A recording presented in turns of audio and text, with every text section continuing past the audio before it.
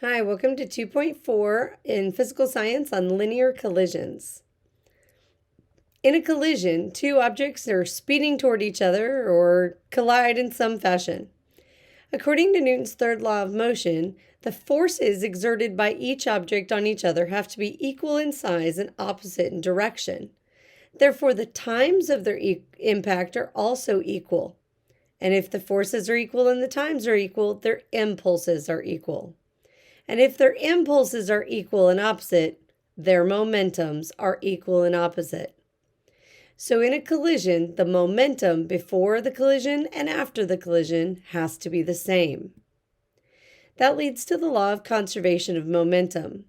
Law of conservation of momentum says in the absence of an external force such as gravity or friction, the total momentum before a collision is equal to the total momentum after the collision. On my YouTube channel, there's a video about momentum in sports. Please watch that.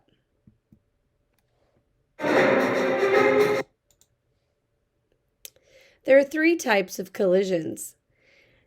The first is an elastic collision. In an elastic collision, you could have one object moving and one stationary, both objects moving toward each other, or both objects moving in the same direction. This is elastic because when they collide, they do not stick together, they actually bounce apart. One could stop, the other could move. They could bounce backward from each other, or they could continue to move in the same direction, just with different velocities.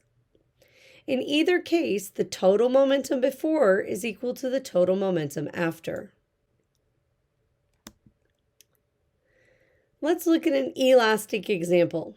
In this example, you've got a car rear-ending a truck. To find the unknown, we want to find the momentum of each object before and after the collision. So we have the momentum of the car, mass times velocity, plus the momentum of the truck, mass times velocity, equal to the momentum of the car, mass times velocity, plus the momentum of the truck, mass times velocity, before and after the collision. This is an algebra problem. 20,000 is equal to 1,000 V plus 30,000. Subtracting, dividing, and you get the velocity of the car afterward to be a negative 10 meters per second. The car is going to bounce backwards at 10 meters per second. The second kind of collision we run into is an inelastic collision. An inelastic collision is a sticky collision. You start with two objects before the collision, and then they join together and you have one object after. But just like with elastic collisions, these collisions, the total momentum before has to equal the total momentum after. Let's look at that car and truck example. This time the bumpers get stuck together and they end up as one mass afterwards. But the math is done very similar. You're looking for the total momentum before and the total momentum after. So we have the mass and velocity of the car plus the mass and velocity of the truck is equal to the combined mass and mass times the velocity after. Again, solving the algebra problem, we get a velocity of the combined wreckage at 5 meters per second. They will go forward together at 5 meters per second. Finally, you have what's known as a backward inelastic. We're going to call it an explosion because you start with one combined object before and two separate objects after.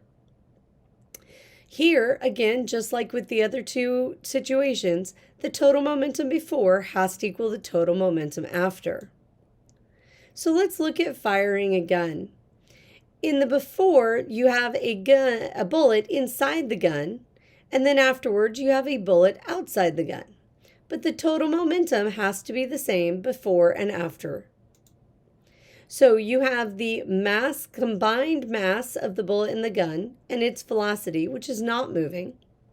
Then we have the mass and the recoil velocity of the gun plus the mass of the bullet times its velocity after. Again, solving that algebra problem, we get the recoil velocity of the gun at a negative 0.75 meters per second. It's going to kick back.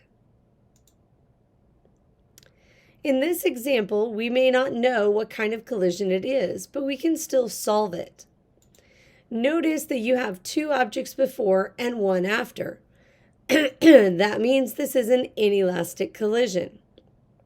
But in every problem, we have the total momentum before has to equal the total momentum after. We just need the mass and velocity of each object.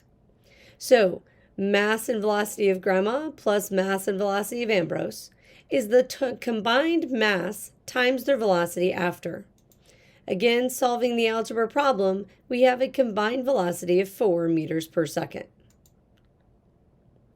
In conclusion, on your formula sheet, you want your three types of collisions. Elastic, which is a 2 to 2, inelastic, which is a 2 to 1, and an explosion, which is a 1 to 2.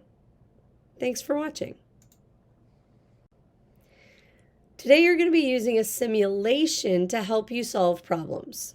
So let's look at that. Hi, I wanted to walk you through the use of this simulation. So you're looking at the collision carts, and first I want you to look at the very bottom. The very bottom, you have your three types of collisions. Elastic, where you have springs attached to the carts and they're going to bounce off of each other. Inelastic, where you have magnets on the carts and they're going to stick together. And then an explosion, where there's a little firecracker between them and they're going to bounce apart. You're able to set the mass of each cart as either 1, 2, or 3 kilograms. And the velocities, remember that direction does matter. You can set the velocities as being positive, meaning it's going to go to the right, or negative, it's going to go to the left. And in order to play the simulation, in the upper right-hand corner, you hit the start. The cars will collide, and then you want to hit the pause as soon as you can after the collision. That way you can gather all of the information from the simulation without having to replay it several times. In order to reset everything, you simply hit the reset button in the upper left-hand corner.